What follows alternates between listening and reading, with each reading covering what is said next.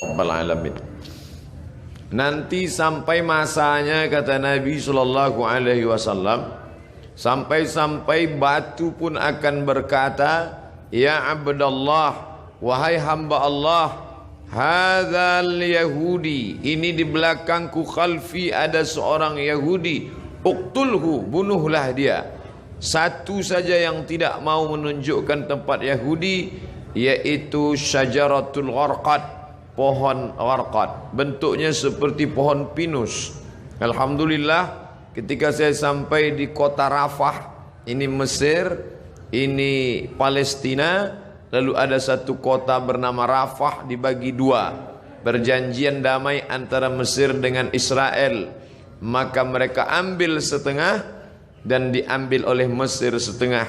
Di tengah kota ini dibuat satu garis lurus perbatasan dengan tegangan listrik, tegangan tinggi, pagar kawat, sehingga antara orang Rafah yang ada di Mesir dengan yang ada di jajahan Israel putus kontak, hanya bisa berhubungan lewat alat komunikasi, padahal mereka punya kota yang indah sebelum penjajahan Israel tahun 1946.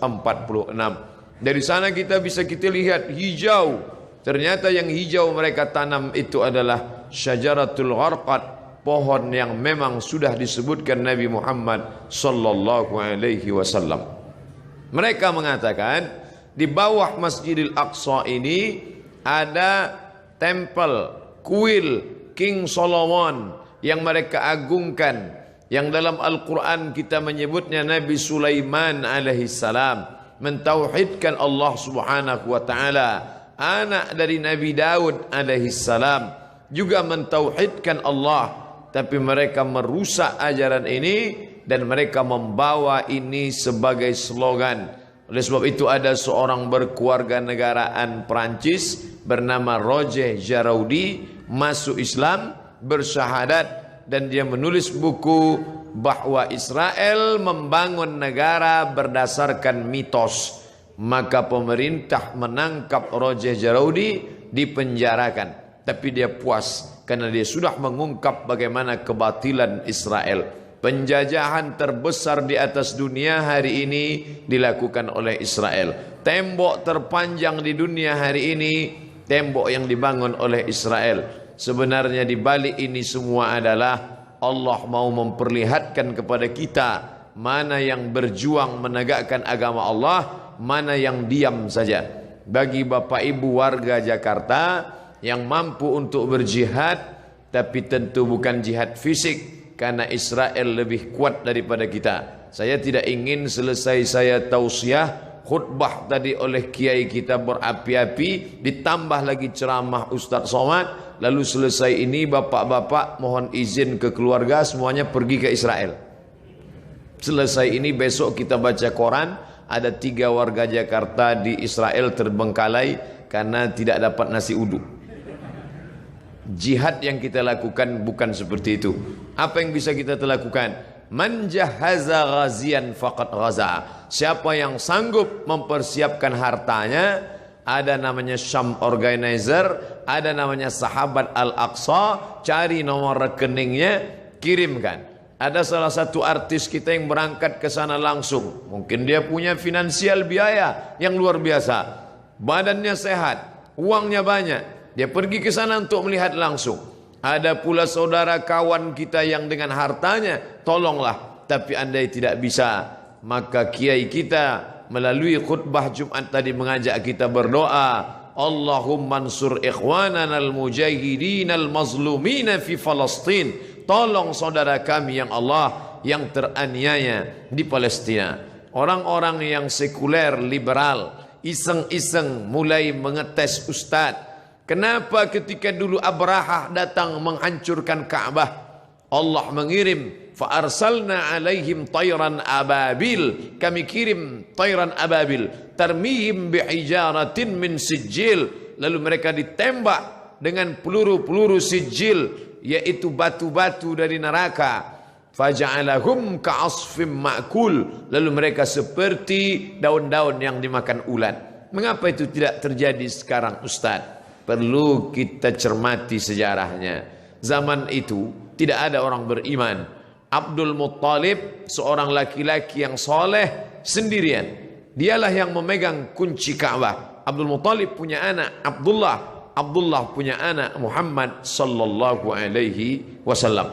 Maka Abdul Muttalib datang membawa kunci Ka'bah. Dia serahkan kepada Allah. Di pintu itu dia berkata, "Inna lihadzal baiti rabban yahmih." Rumah Baitullah ini ada Rabb, pemilik, pencipta, pelindungnya. Aku tak sanggup menjaganya. Ya Allah, jagalah dia. Zaman itu tidak ada orang beriman. Tapi hari ini 2 miliar orang beriman. Asia Tenggara saja lebih dari 1,5 miliar. Indonesia, Malaysia, Brunei Darussalam, Moro, Patani Thailand Selatan. Maka ini sudah cukup. Belum lagi dari daratan India, Pakistan, Bangladesh, Myanmar, lalu kemudian 22 negara Arab yang terpecah dari mulai Yaman sampai ke Maghribi Maroko di Afrika Utara. Umat Islam yang tersebar di Eropa, imigran dari Jerman yang sudah ada di Jerman, imigran dari Turki hampir lebih 2 juta orang.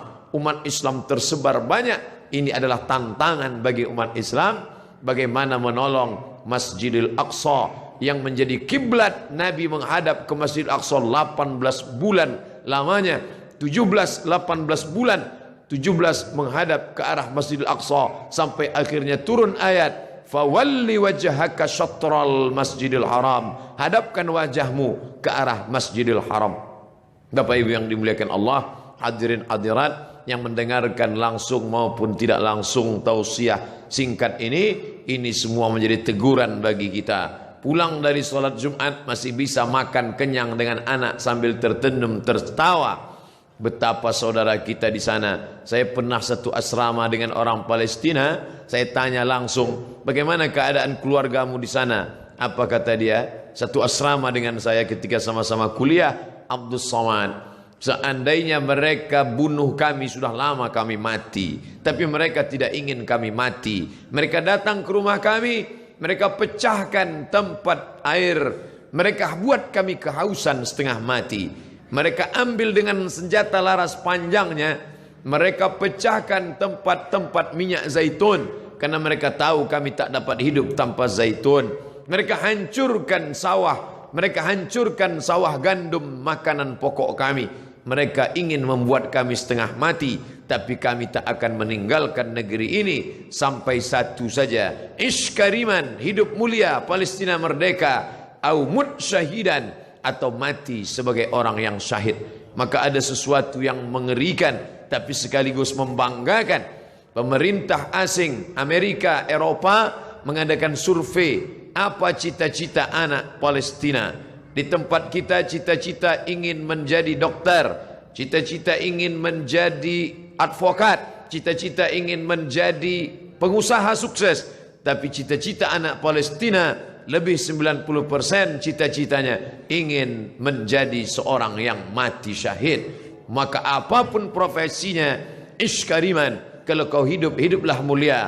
Au mut syahidan, kalau mati maka mati syahid. Maka pemerintah Mesir lewat masyarakat muslimnya membuat slogan mempertahankan makanan produk Islam, tidak membeli produk-produk dari Israel yang sekian persennya dibelikan untuk peluru membunuh saudara-saudara kita. Uangnya uang kita, kita yang memakai, dari deterjen sampai sikat gigi, sampai tekstil, sampai alas kaki. Produk Amerika dan Eropa bekerja sama dengan lembaga Israel untuk membantai saudara-saudara kita. Alhamdulillah, di negeri yang kita cintai, Republik Indonesia, kita digalakkan untuk memakai produk sendiri, negeri asli sendiri, tidak ada kaitan dengan impor dan Israel. Maka kembalilah kepada produk-produk kita, karena sedikit banyak kita sudah menyumbang membeli peluru untuk menyobek jantung saudara kita. Ini bukan masalah nasionalisme. Orang yang berkata tidak ada hubungan kita dengan Palestina, itu murni hubungan konflik antara Palestina dengan Israel, maka dia tidak mengerti ajaran Islam. Kita baca Al-Quran, Subhanalladzi asra bi'abdihi laylan minal masjidil haram ilal masjidil aqsa. Kalau orang mengatakan itu Palestina tidak ada hubungan agama, maka Masjidil Aqsa terletak di Palestina. Kita beriman kepada Isa alaihissalam bukan sebagai anak Tuhan, tapi sebagai Rasul utusan Allah. Isa lahir di Palestina, besar di Palestina, diangkat dari Palestina. Kita beriman kepada Musa alaihissalam, ditulis namanya dalam Al-Quran.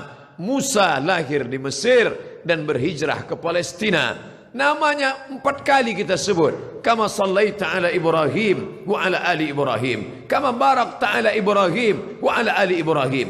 Ibrahim lahir dan besar di Babilonia, Irak, tapi kemudian dia hijrah ke Palestina. Nabi Ishak di Palestina, Nabi Ismail di Palestina, hijrah ke Makkah Al-Mukarramah. Nabi Musa hijrah ke Palestina, Nabi Isa lahir besar di Palestina, dan Muhammad sallallahu alaihi wasallam Isra Mi'raj ke Palestina, barulah naik ke Sidratul Muntaha. Maka hubungan kita bukan sebagai hubungan kemanusiaan, tapi hubungan yang lebih kuat. Asyhadu an la ilaha illallah wa asyhadu anna Muhammadan Rasulullah. Andai kau bukan seorang muslim, andai tak percaya kepada Muhammad untuk menyaksikan kebiadaban Israel, cukuplah sebagai manusia, tak perlu menjadi seorang muslim untuk kasihan kepada Palestina. Tidak perlu menjadi seorang mukmin untuk peduli kepada Palestina. Cukup menjadi manusia yang berakal sehat, maka sudah cukup untuk membela Palestina sebagai manusia. Oleh sebab itu sekarang bergejolak orang-orang Eropa yang tidak bertuhan, ateis, tak percaya kepada Tuhan, tapi tetap membawa bendera Palestina. Maka aneh bin ajaib kalau ada orang Islam yang setiap hari berkata asyhadu an la ilaha illallah wa asyhadu anna Muhammadar Rasulullah, tapi tak tergerak hatinya melihat apa yang diderita oleh Palestina. Dulu kita tidak bisa melihatnya, tapi sekarang nyata. Twitter, BBM, WhatsApp, Instagram, sahabat-sahabat kita berkirim tentang video. Sampai hari ini saya tidak sampai hati untuk melihat penyiksaan tentara Israel terhadap anak-anak Palestina yang tak berdosa. 14 abad yang lalu Nabi kita berpesan, kalau kalian berperang, satajiduna rijalan fis sawami', kalau ketemu pendeta-pendeta di gereja, la ta'ridu lahum, jangan ganggu pendeta. La taqtulu sabiyan murdi'a, jangan bunuh anak kecil. Wala syaikhan faniya, jangan bunuh orang tua renta. La taqiranna syajaratan, jangan potong pokok kayu. Wala nakhlan, jangan potong pohon korma. La tahdimu buyutan, jangan hancurkan rumah. Sebelum kesepakatan Jenewa, aturan perang internasional, PBB, United Nations, Nabi 14 abad yang lalu sudah melarang jangan bunuh anak kecil, perempuan tua, renta, hamil, pendeta. Mereka bukan objek perang. Tapi Israel di tahun 2017, anak-anak tak berdosa, mereka pukul berdarah kepalanya. Tak sampai hati kita sampai hari ini melihat itu di video, di HP kita, dikirim sahabat kita lewat Instagram, mereka share lewat Facebook. Ada yang marah, berkecamuk dalam hatinya, tapi kita hanya memanjatkan doa. Ingat, ad-doa silahul mu'min. Anak-anak kita dudukkan sejenak, perhatikan. Mungkin kita perlihatkan di slide TV kita perlihatkan, oh anakku kau sekarang senang, bisa indah makan, jalan-jalan ke mall, bisa menikmati indahnya udara segar. Tapi coba kau lihat saudaramu di Palestina, cara mendidik anak-anak kita bukan sekedar bercerita, tapi melihat gambar yang bisa mencerita beribu kata. Maka pikiran-pikiran negatifnya insya Allah akan hilang. Bapak Ibu yang dimuliakan Allah Subhanahu wa taala, hadirin hadirat balik yang hadir di masjid ini, adapun yang menyaksikan melalui streaming, maka kita berharap kepada Allah bersama orang-orang beriman. Kita berdoa di akhir majlis bisirril Fatihah, bertawassul kepada Rasulullah ala hadhihi niyah al-Fatihah.